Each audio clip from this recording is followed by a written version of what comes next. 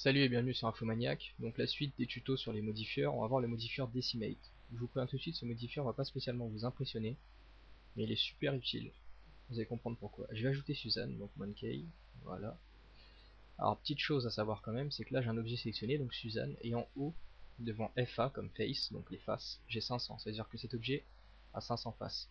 Il faut savoir que plus un objet est lourd au niveau des faces, et plus il sera difficile pour votre ordinateur à le traiter et à faire un rendu.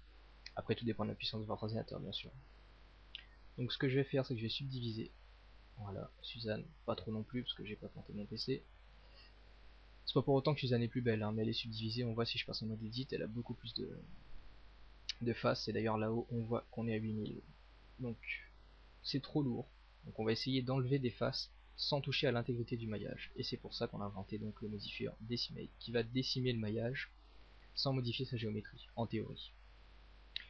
Donc on a un ratio de 1 pour 15 448 faces. Donc on va le mettre à 0,5. Le ratio, et il me gardera donc 7744 faces.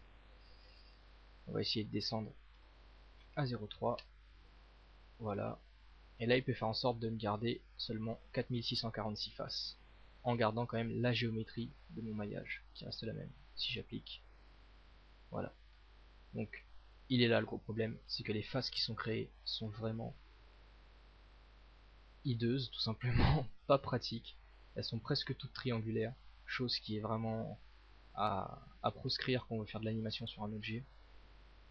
Mais bon, si ce n'est que des objets de décor ou des choses comme ça, où on ne veut pas trop utiliser de ressources, on peut toujours décimer l'objet, tant qu'on n'a pas besoin de l'animer, c'est toujours très pratique. Donc voilà pour le modifieur Decimate. Toujours utile, tout simple, un tuto très court, puisque de toute façon modifieur très simple.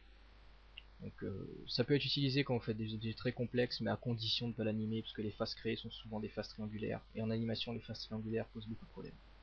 Donc voilà, à bientôt pour le prochain tuto.